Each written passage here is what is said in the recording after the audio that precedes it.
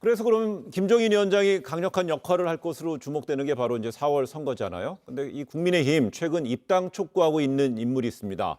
바로 국민의당 안철수 대표를 향해서인데요. 이 국민의힘 안에서 서울시장 후보로 거론되는 또 다른 인물 나경원 전 의원, 이 안철수 대표에게 또 입당을 언급했습니다. 관련 발언 들어보시겠습니다. 사실 또 이제 당을 지켜오신 당원 여러분들에게는 굉장히 죄송한 부분이죠.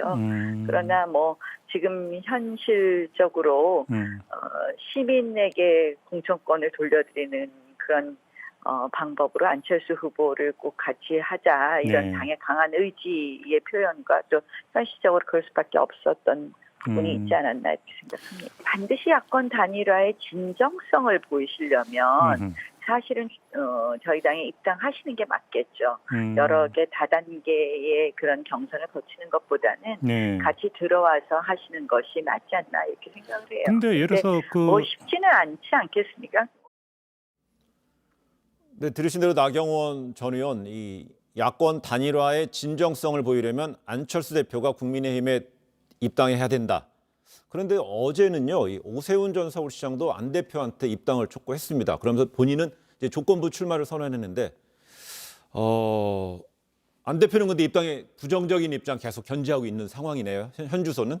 그렇습니다. 국민의힘이 계속 이제 메시지를 주고 있는 것이 안철수 대표가 만약에 국민의힘에 들어와서 같이 경선을 치를 경우에 안철수 대표 입장에서 가장 걱정이 되는 것은 그 경선에서 이제 이길 수가 있겠는가, 국민의힘의 후보들을, 지금 후보들을. 왜냐하면 이제 당내에 이제 기득권이 있으니까 그걸 깨기 어렵다, 이런 이제 생각을 하기 때문에 안 들어온다는 것인데, 국민의힘에서는 그렇기 때문에 그러면 본경선에서 그러면 여론조사 100%로 당내의 기득권을 주장하지 않고 공정하게 경쟁을 보장해 주겠다, 이렇게 얘기를 하면서 안철수 대표를 계속 끌어들이고 있는 모양새입니다. 그런데 안철수 대표는 지금 국민의힘이 충분히 변화를 하지 않았기 때문에 국민의힘이 더 좋은 변화를 해야 되는 상황에 자기가 국민의힘에 먼저 들어오게 되면 오히려 후보로서의 경쟁력은 훼손될 수밖에 없다. 또 이런 주장을 하고 있는 상황이거든요. 그래서 주거니 받거니 하는 상황인 것인데, 다만 여기에 대해서 끝까지 그럼 이런 상황이 유지될 거냐, 그건 아직 지켜봐야 되는 그런 부분인 것 같습니다. 그렇다면 짧게, 그럼 오늘 그 나경원 전 의원 이 인터뷰 내용, 본인은 출마한다는 거예요, 안 한다는 거예요? 나경원 전 의원이 이렇게까지 얘기를 하면 사실은